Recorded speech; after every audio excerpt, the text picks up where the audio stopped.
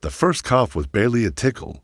Mark dismissed it, thinking it was the city's seasonal allergies. He was on the subway, heading home from work, packed in with hundreds of other commuters. A Tuesday in Toronto, the evening news flashed a story from China. Unidentified respiratory illness spreading. Mark watched, half interested, as the reporter described the aggressive flu-like symptoms. Just 3 days later, the headline hit closer to home. First case of Coronova confirmed in Toronto. It was a traveler who had recently returned from overseas, now at St. Michael's Hospital. The city's medical officer held a press conference. They urged citizens to stay home if you ray sick and wash your hands often. The tone was cautious, not alarmist. Yet, in a week, the numbers exploded. 50 cases, then 100, then 1,000. Coronova was a merciless wave, not a ripple. It attacked with a fever that burned and a cough that didn't stop. Hospitals filled to capacity.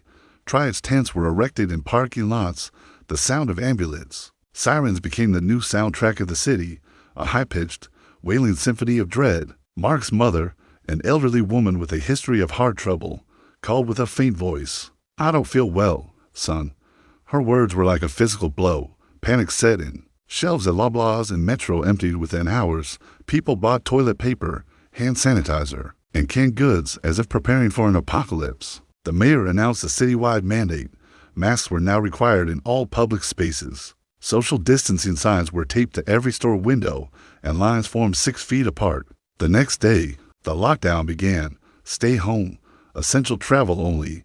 The announcement was a shock, a sudden halt to life as they knew it. Yonge Street, usually a bustling river of humanity, was a ghost town. The TTC streetcars sat empty. Nathan Phillips Square was silent, its fountain still. The silence was broken only by the sirens. They echoed through the deserted canyons of the financial district, a reminder of the unseen enemy. Mark felt the weight of isolation. The walls of his condo seemed too close in. Video calls with friends were a poor substitute for a hug or a handshake, a glimmer of hope. A news report from a lab in Switzerland, promising results in vaccine trials. The world held its breath. A text from his sister. "Mom is not doing well. She's struggling to breathe." The message shattered Mark's fragile calm. He felt powerless. The community, physically separated, came together. Neighborhood groups formed on Facebook, offering help with groceries and errands for the elderly. A call from the hospital. The doctor's voice was gentle as he delivered the devastating news.